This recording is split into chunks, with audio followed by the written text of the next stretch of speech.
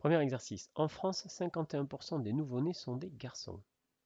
Alors c'est vrai, hein, c'est une statistique qui est vraie. Un jour donné, on choisit au hasard un nouveau-né et on note son sexe.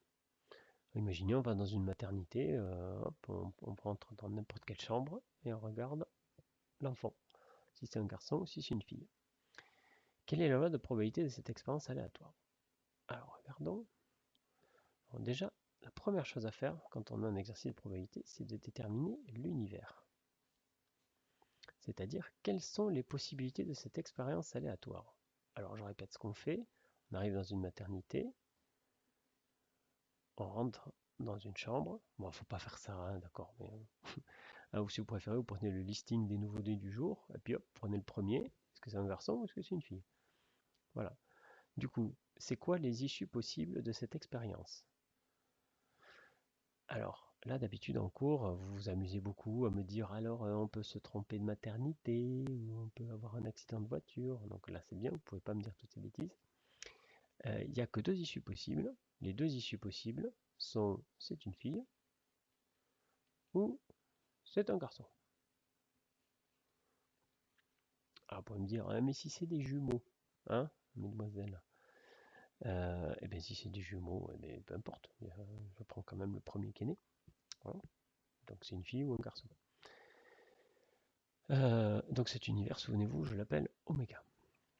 Donc, l'univers de cette expérience aléatoire, c'est fille ou garçon. Et du coup, la loi de probabilité qu'on vous demande de calculer, c'est la probabilité que ce soit une fille, la probabilité que ce soit un garçon. Alors là, on vous a donné une statistique. 51% des nouveau-nés en France sont des filles. Ce n'est pas une probabilité. Mais comme c'est une statistique qui est faite sur un très grand nombre de gens, on considère que c'est une probabilité. Ça, vous n'avez pas besoin de le dire. D'accord? C'est acquis.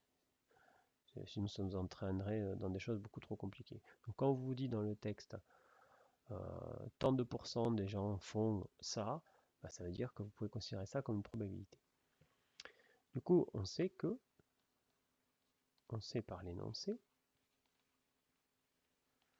que la probabilité d'être une fille, ça s'écrit comme ça. P pour probabilité, c'est une fonction, et dedans je mets l'issue. F égale 51%, c'est-à-dire 0,51. Or, d'après la propriété fondamentale, celle que je viens de vous décrire, qu'est-ce qu'elle dit, la propriété fondamentale? Elle dit que la somme des probabilités des issues de l'univers vaut 1. C'est-à-dire la probabilité de F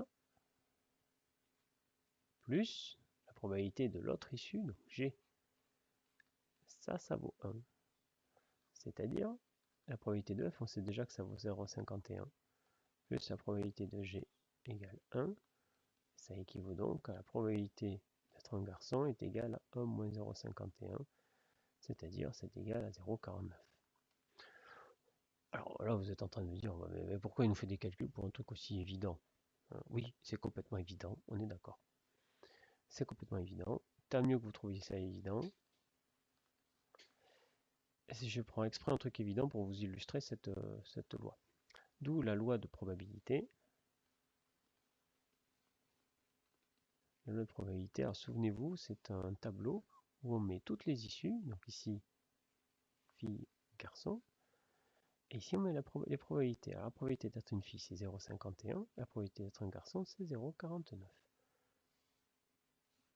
Voilà, c'est tout ce qu'on vous demande dans cet exercice. Mais il faut le faire.